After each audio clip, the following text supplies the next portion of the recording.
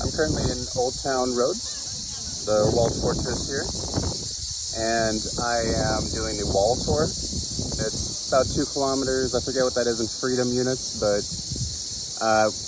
you get to walk all the way around the city fortifications, and it's hot. I'm gonna be a sweaty mess, but it's so beautiful, and I'm glad to see all this. This is incredible, but here in Europe, we don't have safety rails. Good God. Still on the walls, maybe halfway. Still pretty hot, and it feels like it's getting hotter up here. Still well worth it. I'm taking my time and seeing everything. Got to be careful. They don't do guardrails here in Europe for the most part. Look how beautiful this is. These fortifications are insane. I can't imagine ever trying to lay siege to this place, at least taking it by force.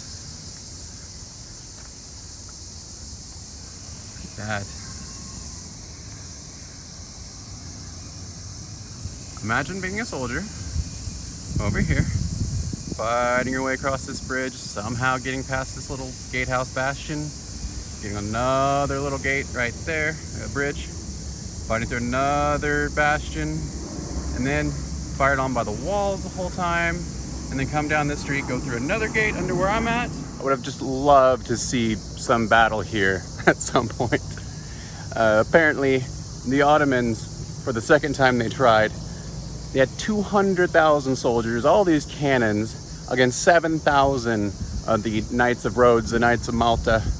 And on the day or two they were about to leave, there was a traitor amongst the knights who opened the gate and hid some of the explosives, and that was the only way they were able to take this beautiful city, unfortunately. You gotta pick your allies as well. I'm nearing the end of my tour of the fortification wall. Getting kind of close to the marine area near the sea. I'll show you some more of the fortifications and battlements. This area here is actually how I got into the walled city. You get to my Airbnb. You pass over a bridge, through a gate, over another bridge, through another gate, and then there's another interior gate as well. Not to mention all these curtain walls you'd be fired upon from. If you wanted to bypass that, there's the moat and another smaller fortifications underneath here. Again, this seems impossible to take. One last angle of this beautiful structure. This is the Bastion of St. John. And no, it's not named after me. I can see why you might think that though. I will take these staircases down, and just around the corner down there is where my Airbnb is.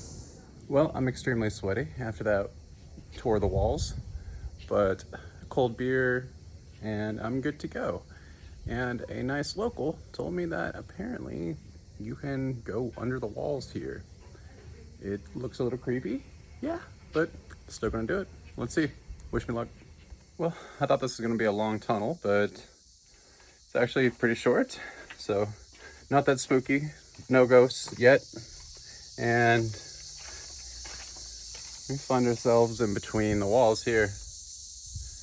It's still really hot, and I guess I'm gonna explore the moat. Again, I can't imagine what it would take to get through these walls. You'd have to get through these outer curtain walls, which then leads you to the moat, unless you go through over one of the bridges somehow, which I imagine were all drawbridges. And then these giant towers. But even here, it's hard to see, but there's a smaller wall there. If you got up to that one, you have an even bigger wall up here shooting down on you.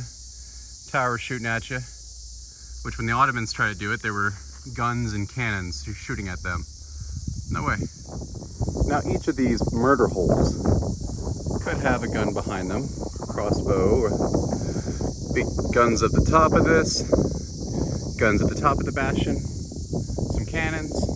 You're not in for a good day.